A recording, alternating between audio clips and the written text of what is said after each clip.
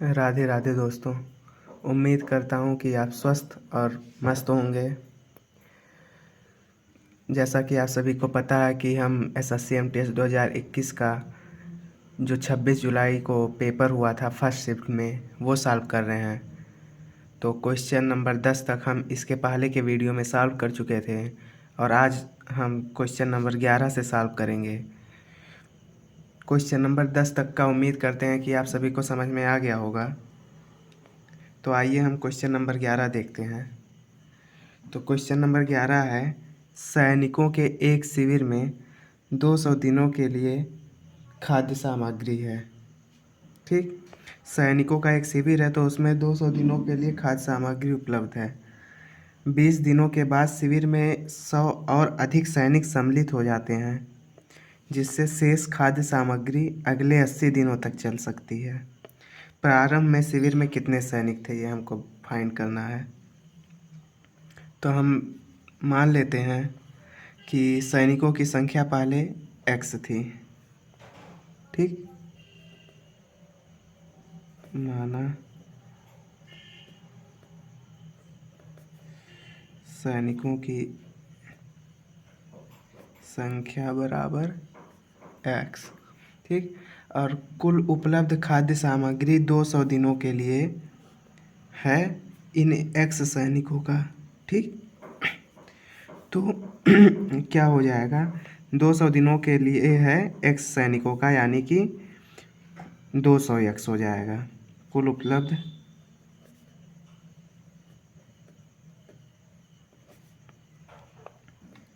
खाद्य सामग्री बराबर 200x हो जाएगा।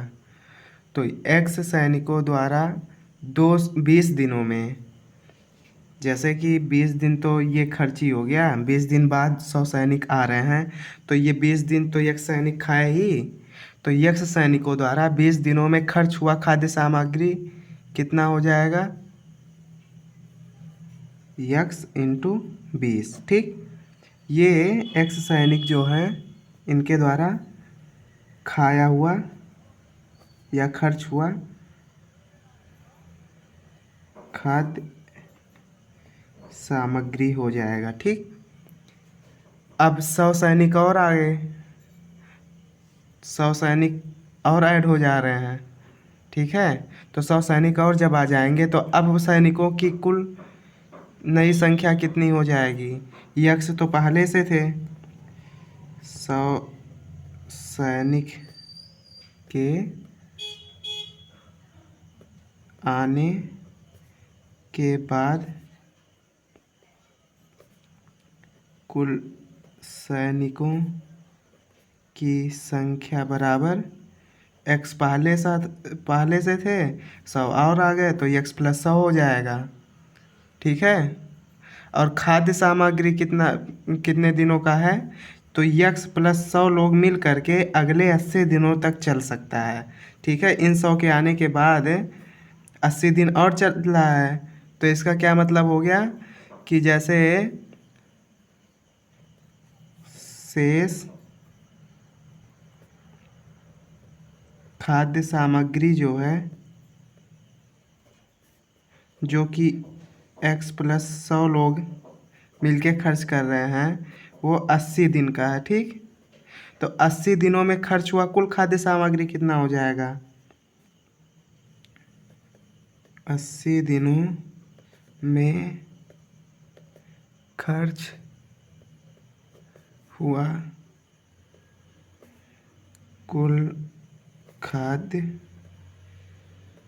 सामग्री बराबर हो जाएगा x इंटू 100 तो पूरे थे, ये जो बाद में आ गए हैं x प्लस 100 सैनिक बचे, और x प्लस 100 सैनिक 80 दिन खर्च कर रहे हैं, यानी कि 80 दिनों में खर्च हुआ कुल जो खाद्य सामग्री हो जाएगा वो x इंटू x प्लस, माफ़ करिएगा यहाँ पे प्लस रहेगा, x प्लस 100 इंटू 80 हो जाएगा।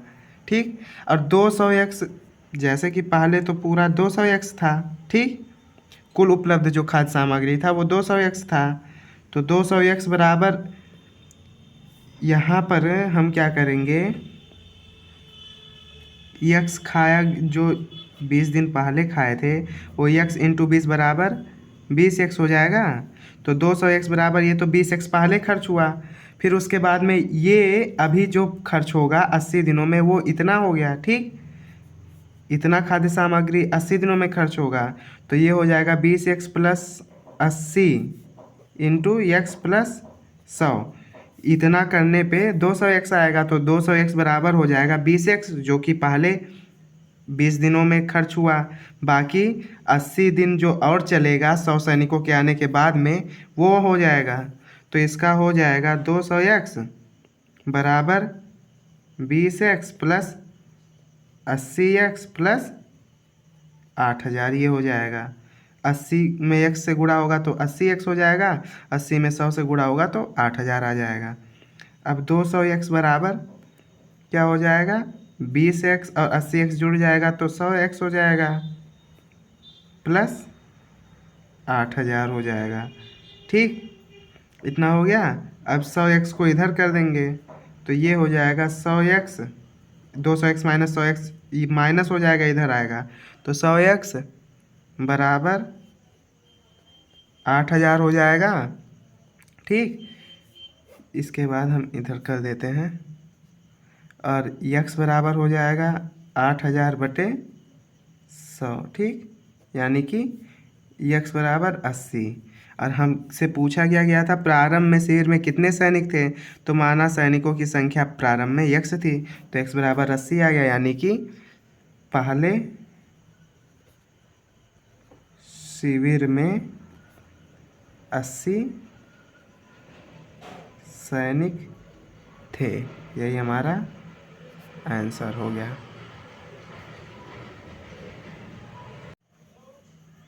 चलिए आइए प्रश्न संख्या 12 देखते हैं। तो प्रश्न संख्या 12 क्या है, 14 सही 2/7% ऑफ 301 प्लस 12.5% ऑफ 184 का मान क्या होगा। तो आइए इसको करते हैं। तो 14 सही 2/7 यानी कि 14 से 98 धन 2 हो जाएगा 98, यानी 100/7% ऑफ 301 प्लस 12.5% ऑफ 184, ये हो जाएगा। फिर आपका क्या हो जाएगा, 100/7 इंटू यहाँ पे परसेंट इंटू 301 प्लस 12.5/100 हो जाएगा। यहाँ से परसेंट हट जाएगा जब, ठीक, गुणे 184। ठीक, ये हो गया। अब देखिए ये हम 7 है यहाँ पे, तो 7 चौके 28, 2 21, 7 त्रिक 21, ये 7 से 301 कट जाएगा तो हो जाएगा 43। ठीक, अब यहाँ पे देखिए ये हो जाएगा 12.5 अट्ठे, ठीक, 100 हो जाएगा। अरे 12.5 24, 25 हो गया, 25 चौका 100, तो 25 चौका 100 तो 12.5 अट्ठे 100 हो जाएगा। ठीक, ये 8 से काट देंगे तो 8 दूनी 16, फिर 8 त्रिक 24, 23 आ जाएगा। ठीक, ये हो जाएगा हमारा 43% प्लस 23 हो जाएगा। यहाँ पे 100 भी है ना, हाँ, 100 इंटू 43% प्लस 23। अब फिर ये हो जाएगा, यहाँ पे जब परसेंट हटेगा तो 100 इंटू 43/100 हो जाएगा प्लस 23, तो 100 से 100 कट गया, ये हो जाएगा 43 प्लस 23। ठीक, इक्वल टू 33426, ये हो जाएगा हमारा आंसर।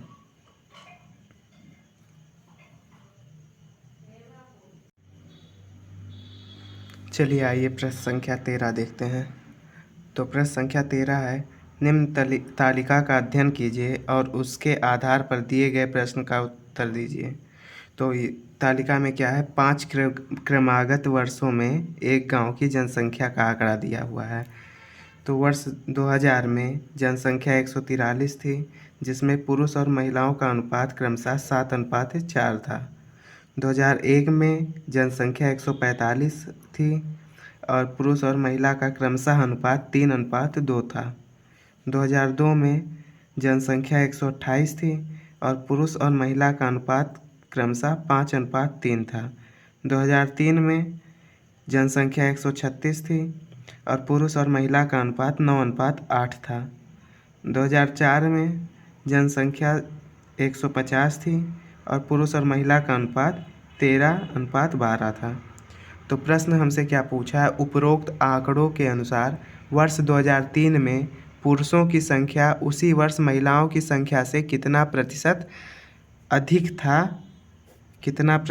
अधिक था ये बताना है।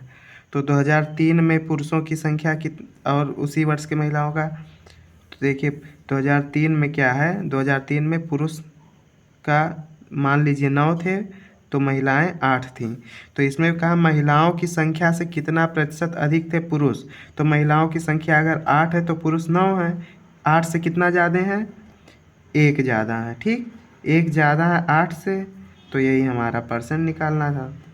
तो ये कितना हो जाएगा, अभी इसके पहले वाले क्वेश्चन में हम सीधा सीधा किए थे 12.5 अट्ठे 100, यानी कि 12.5% पुरुष ज़्यादा हैं महिलाओं से। यही हो जाएगा हमारा आंसर।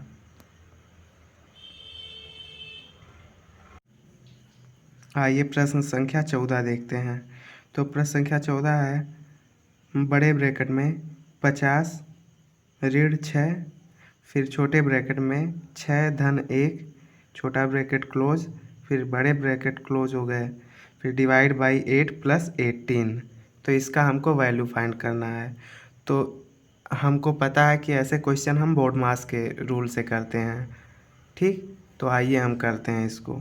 सबसे पहले क्या होगा, सबसे पहले स्मॉल ब्रैकेट हम हटाएंगे, तो ये हो जाएगा 50 माइनस 6, और ये 6 + 1 हो जाएगा 7, और ये जब हटेगा तो इंटू हो जाएगा, इंटू 7। ठीक, ये फिर हो जाएगा क्लोज डिवाइड बाई 8 प्लस 18। ठीक, और ये हो जाएगा 50 माइनस 42, 6 7 जा 42। ठीक, डिवाइड बाई 8 प्लस 18। 50 माइनस 42 ये हो जाएगा 8, ये ब्रैकेट हट जाएगा। 8 डिवाइड बाई 8 प्लस 18, तो 8 डिवाइड बाई 8 होगा तो ये हो जाएगा 1 प्लस 18 इक्वल टू 19। यही हो जाएगा हमारा आंसर।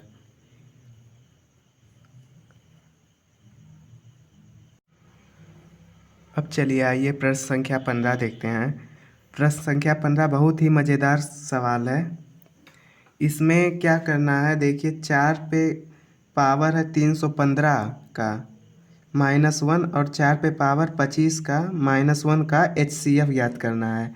तो इसका बहुत आसान सा एक फार्मूला होता है, a पे पावर m -1 और a पे पावर n -1 का HCF बराबर a पे पावर m -n का HCF -1 होता है। आइए हम लिख के बताते हैं इसको कैसे होता है। a पे पावर m -1, ठीक, और a पे पावर n -1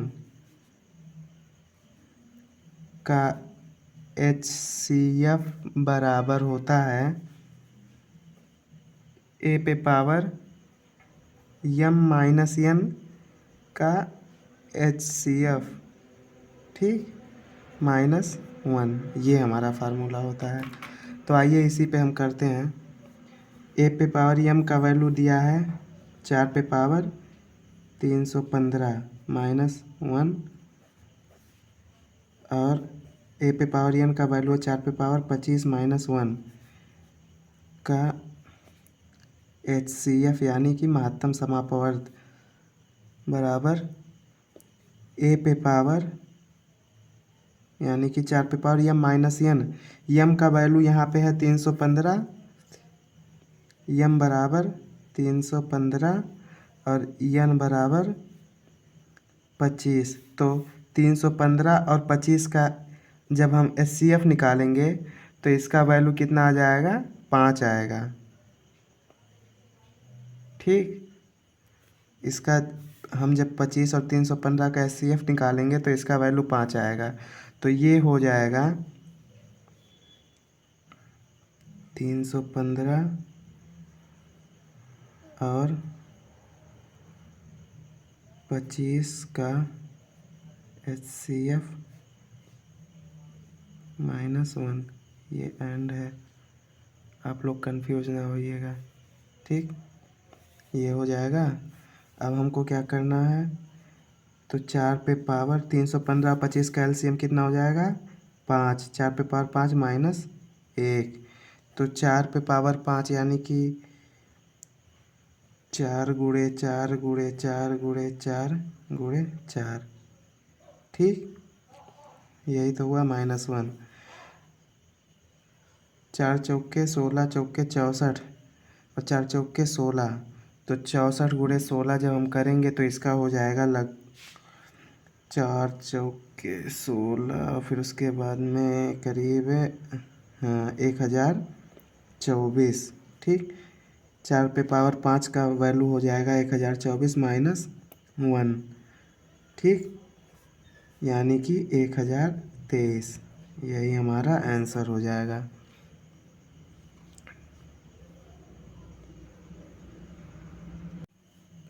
चलिए प्रश्न संख्या 16 देखते हैं, जो कि बहुत ही आसान है। तो क्वेश्चन है कि एक वस्तु को बेचते समय 20% और 30% की दो क्रमागत छूटें दी जाती हैं। वस्तु के अंकित मूल्य का और विक्रय मूल्य का अनुपात ज्ञात करना है। तो बहुत ही आसान क्वेश्चन है, चलिए देखते हैं। मान लिया कि वस्तु 100 रुपये का था। ठीक, अंकित मूल्य कितने का था, अंकित मूल्य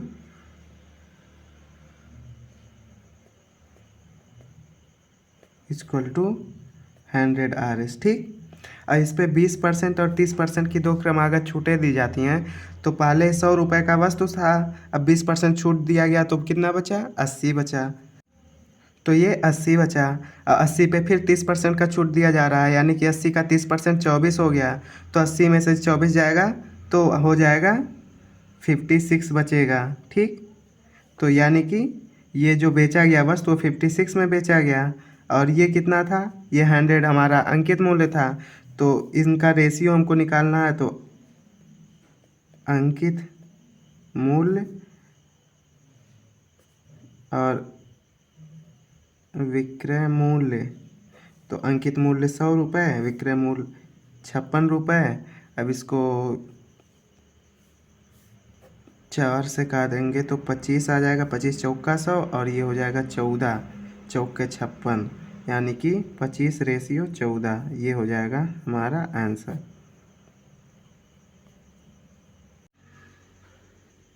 आइए क्वेश्चन नंबर 17 देखते हैं।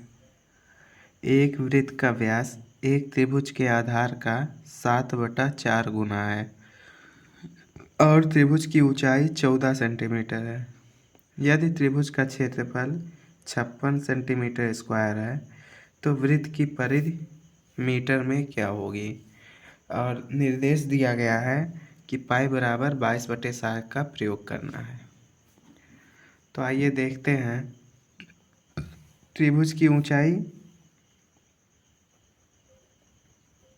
जो है, त्रिभुज की ऊंचाई 14 सेंटीमीटर दी हुई है, क्षेत्रफल है 56 सेंटीमीटर स्क्वायर।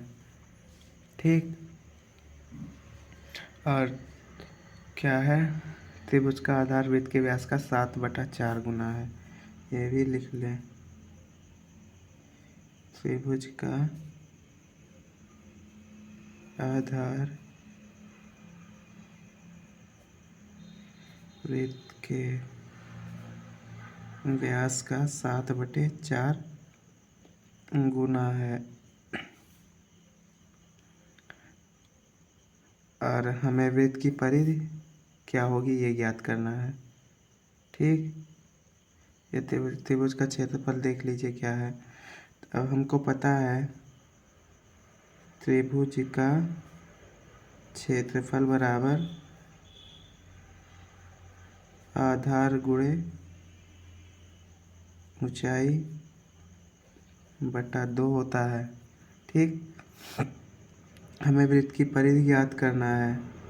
ठीक, वृत्त की परिधि बराबर क्या होता है, 2πr होता है। ठीक, अब त्रिभुज का क्षेत्रफल कितना दिया है, 56 सेंटीमीटर स्क्वायर, यानी कि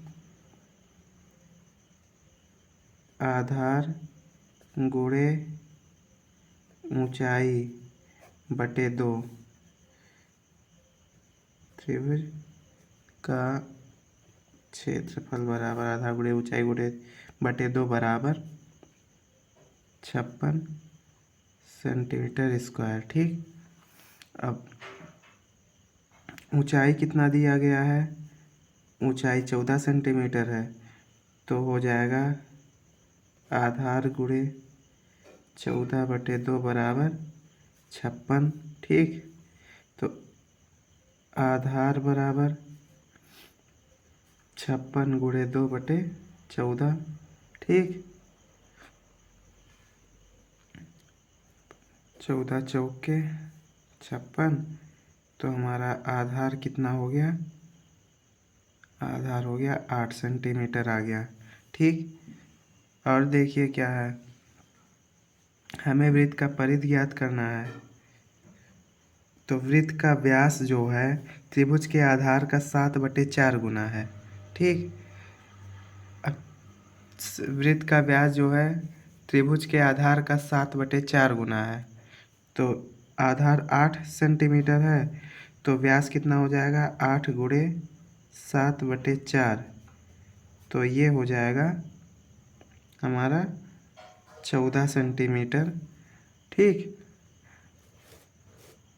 ये जो 14 सेंटीमीटर है ये हमारा व्यास हो गया। और त्रिज्या बराबर क्या होगा, त्रिज्या बराबर व्यास बटे 2। ठीक, तो ये हो जाएगा 14/2 यानी कि 7 सेंटीमीटर हमारा त्रिज्या हो गया। और फिर यहाँ देखते हैं आगे का, वृत्त की परिधि हमें ज्ञात करनी है, बराबर 2πr, तो 2 हो गया, पाई का वैल्यू हमें 22/7 लेना है, आर की वैल्यू भी 7 आ गई, ये 7 से ये 7 कट गया, तो वृत्त की परिधि बराबर कितनी आ जाएगी,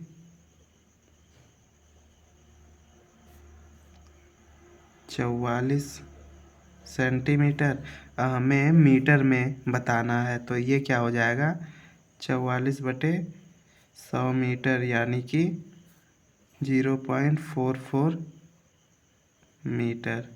ये हो गया आंसर। ये क्वेश्चन देखने में बड़ा लग रहा है, बाकी है बहुत आसान ही। सब यहाँ पे हमने वैल्यू सब अलग कर लिया कि किसका वैल्यू कहाँ कितना है।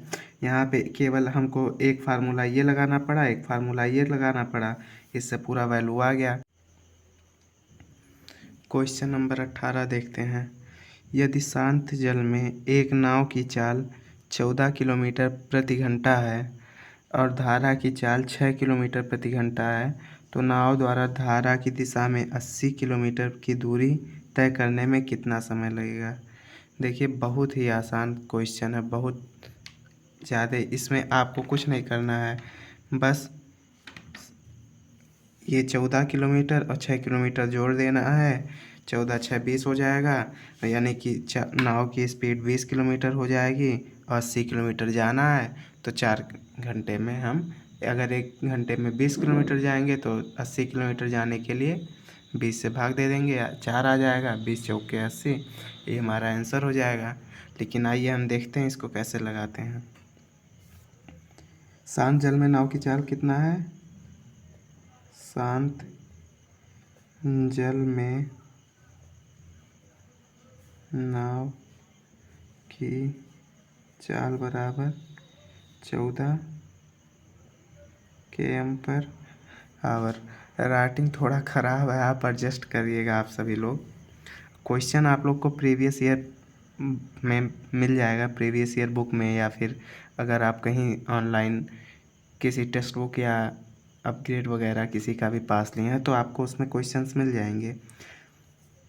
अगर आपको दिक्कत हो तो आपको नेट पे भी, इंटरनेट पर भी अवेलेबल होंगे कई सारे PDF वगैरह, तो आप वहाँ से भी निकाल सकते हैं अगर आपको क्वेश्चन पढ़ने में दिक्कत हो रहा हो। वैसे तो मैं बोल ही दे रहा हूँ क्वेश्चन।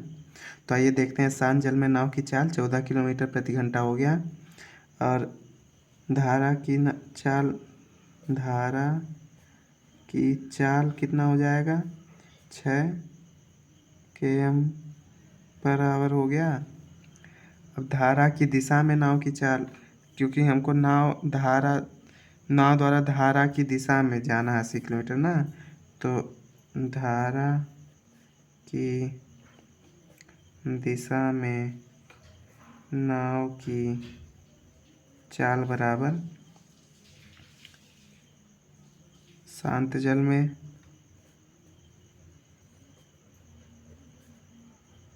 नाव की चाल प्लस धारा की चाल।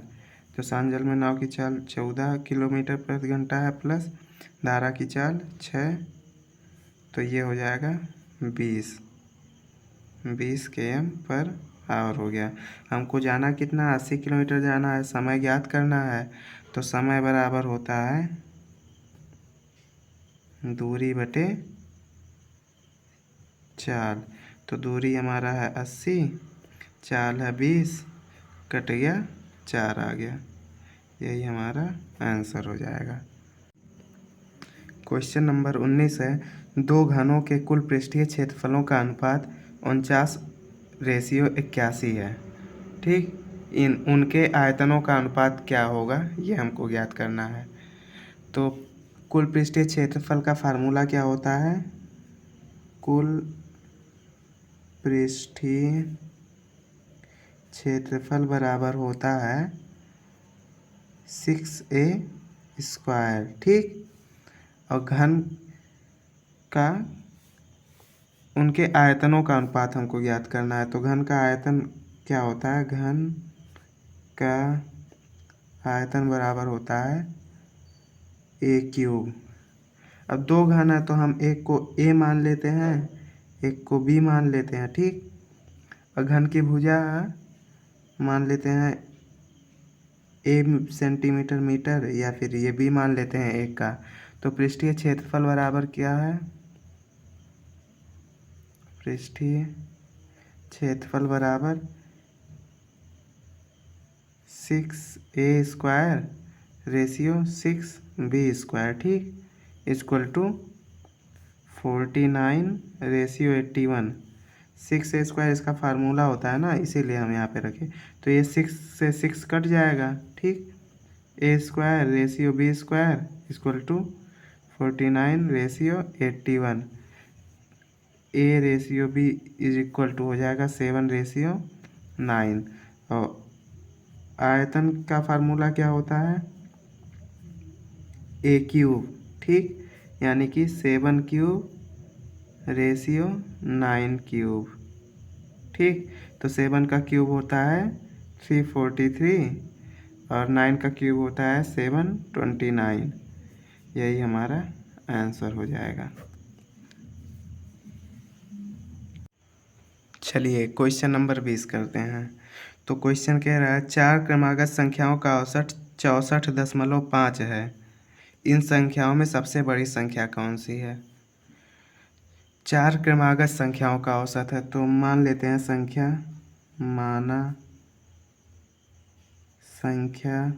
क्रमागत जो हैं a+1, a+2, a+3 है। ठीक, और इनका अनुपात बराबर a+1 plus a+2 plus a+3 अपान 4 हो जाएगा।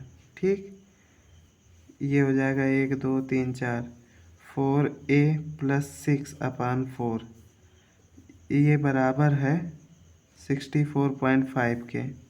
ठीक, यहाँ भी हो जाएगा 64.5। ठीक, अब 4a बराबर हो जाएगा 64.5 इंटू 4, ये यहाँ पे जाएगा -6 हो जाएगा। ठीक, अब फिर 4a बराबर 64, 5 चौके 20 और 4 चौके 16 तो 18 और 4 छक 24 1 25, 258 हो गया -6, तो a बराबर हो जाएगा 200, 8 में से 6 जाएगा तो हो जाएगा 252/4। ठीक, तो a बराबर हो जाएगा, ये काट देते हैं हम, तो 4 छक 24, 1 बार 4 3 12, यानी कि a बराबर हो गया 63। और हमें सबसे बड़ी संख्या याद करनी है।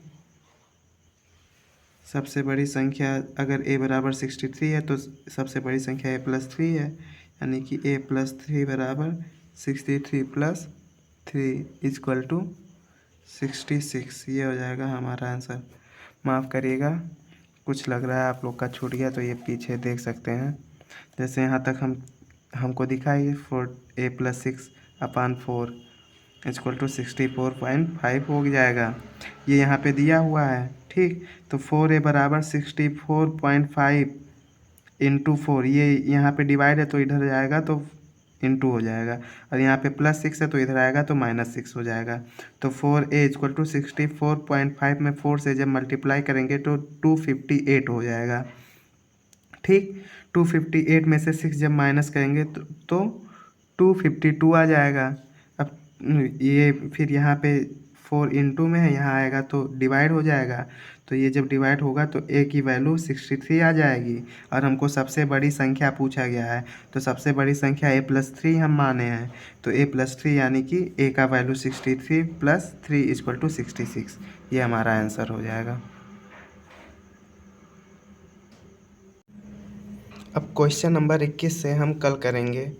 आज क्वेश्चन नंबर 20 तक हमने कर लिया है, बाकी के 5 क्वेश्चन हम कल को करेंगे। हमारे चैनल को सब्सक्राइब करें, वीडियो को लाइक करें और शेयर करें।